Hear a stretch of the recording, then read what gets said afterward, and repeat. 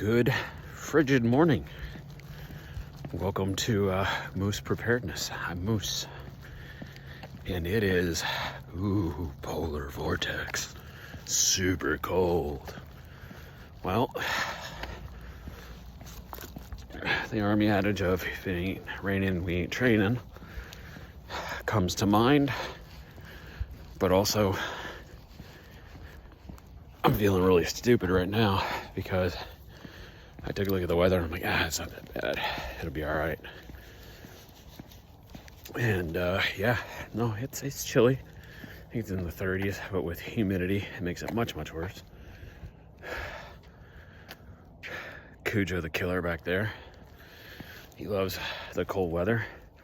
It's crazy. I'll post a little short. We literally had some white-tailed deer out walking around. The only reason white-tailed deer go out past dawn and dusk because they're diurnal is because it's cold and they're looking for food to stay warm. So that's why it's always really awesome to go hunting on cold days, because things are typically moving because they have a biological imperative to stay alive. And that's what I'm doing, because right now I have a biological imperative to keep warm, and that involves movement. Come on, big guy, let's go.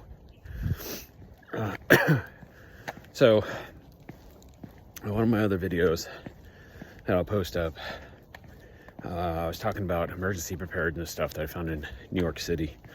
And one of the things that he mentioned was clothing. And it was like bullshit clothing. A spare change of a cotton t-shirt, cotton, so it didn't specify like, hey, dress to the weather. And one of the things I mentioned is that, hey, as long as you keep your torso warm and your feet and your hands and your head warm, you don't need to necessarily worry about your pants. Because pants, yes, they can make it miserable, but you'll survive. How do I know? Again, it's in the very low 30s, and here's my happy ass walking around with shorts. Now, I'm doing that for a couple of reasons. One, as I posted before, we're moving, so I have limited clothing options available. And as part of that moving process, especially when you're helping little ones, things get backed up like laundry. So that's one. Number two, I did make a conscious decision, despite having access to warmer clothing, of going after the whole comfort crisis, right? So there's a book called The Comfort Crisis that specifically addresses how we as humans, or we as Americans, or most people in general, don't like to be uncomfortable and put in uncomfortable situations. Well, it's freaking cold, all right? So how do you warm up? Well, you exercise. You start walking faster. I've been at it for about 25 minutes now, and I'm nice and toasty for some parts. Nose is cold, but come on, big guy, let's go. Bottom line is that if you don't put yourself into uncomfortable situations, you will never grow. You will never get better. Like, it's weird. I know I've talked about it before, but being out in negative 14 degree weather when I first started doing a whole bunch of workouts outside, like rucking. Come on, big dude.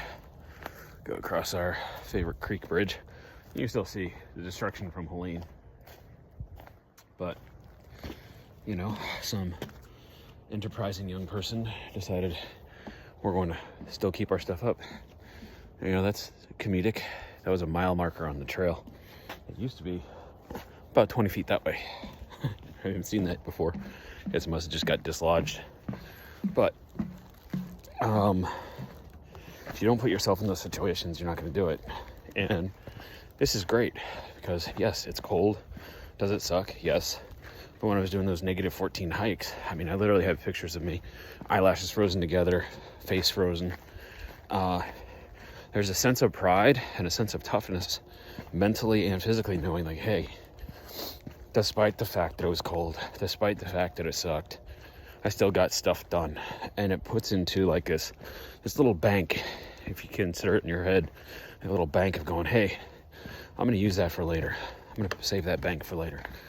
And so when things get bad in the future, it's like, yeah, that sucked, but it wasn't nearly as bad. Go on, big dude. Wasn't nearly as bad as when I did this or that. And it gets you going, and it gets you through things that might be tougher. And then once you get through that thing, that adds into the bank. So now you got 2 or 3 things. A lot of people go by the rules of 3, 3 days without water, 3 weeks without food, 3 minutes without air, yada yada. One that some have started saying is 3 seconds without hope. And it's kind of cliche, and I don't really like that portion of it, but there is something to be said about having a tough mindset and being mentally prepared to do what is necessary to get things done, despite whatever else is going on. I mean, come on, big man. Let's go. I swear he's got to sniff and pee on every bush. For example, if, we can take our situation. So we have to deal with the holidays, which is what it is. We are moving, which is an event all on its own, while homeschooling, while I'm still working, while I'm still doing lots of other things. And I'm still out here with Chucklehead back there because it helps me clear my mind, helps me set my priorities, and I go in and knock them out. And I was reading in the Daily Stoic. So today's January the 5th. So for those of you who want to look it up, it's actually a really decent book. And short little Stoic quotes. Come on.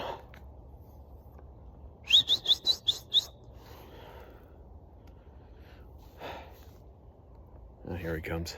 But I was reading in the Daily Stoic today, and one of the things it said was, start something with the end in mind. Interesting concept, right? What's your end state? What's your goal? Like for me, I kind of achieved my goals, at least physically. So it's like, okay, now what? Well, now it's time to set a new goal.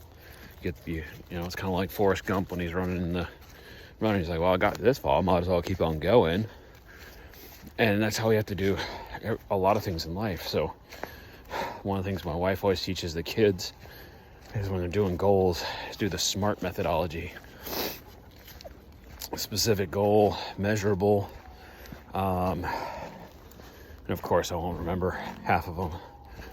Achievable, it has to be related or something similar, and then time sensitive. So it really does help you prioritize. So as we look at this towards a prepping lens, all right, what are your specific goals? All right, I want to be food sufficient for 3 weeks, 3 months, 3 years, whatever. Okay, cool. Is that reasonable? Well, if you live in an apartment in New York City, probably not. If you let out on a homestead or you live somewhere rural, maybe. All right, what's the timeline you're giving yourself? I can spend whatever it is, like $3,000 for a year's supply of my Patriot supply. But is that really, am I really good for a year? Is that reasonable to expect that I should be able to do that? Come on, big dude. And you see all the trees. We have a family friend I think I've already brought up. She lost 10,000 trees on her 250 acres. Oh. Look like a scrape. So as you go forward in your preparedness stuff, find out what your goals are and set them forward. I mean, we're already past New Year's resolutions, and I think they're kind of bullshit anyway. I mean, It's something like 70% of people who do a New Year's resolution end in fail it or quit by 3 weeks. And I don't want that for you. But what I do want, and maybe I'm telling myself too, is set specific goals that you can achieve. Okay, these are the ones I need to do every day in order to achieve this goal by the end of the week, in order to achieve this goal by the end of the month, to achieve this goal by the end of the year. And it requires forethought, forecasting, a little bit of time and consideration and preparation. But you can absolutely do it. That's one of the reasons why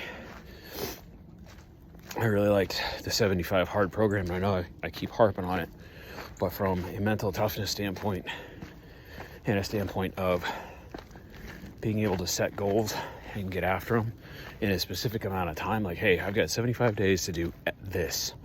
So I want to drop from, my goal was to get to 200 pounds from 235. And I ended up, come on, bud, let's turn around. I ended up getting down to 184. So I met and exceeded my goal. So once I hit my goal, I said, okay, let's see if I can get to 190. Well, I got that far. See what I mean? So it compounds. So again, get out of your comfort zone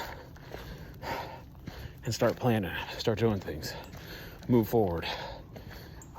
Any motion forward any motion is better than just sitting still. Even if it's in what might later be the wrong direction, at least you're moving instead of sitting on your laurels doing nothing. I hope this all finds you well. I hope that your new year so far has been slightly less hectic than mine.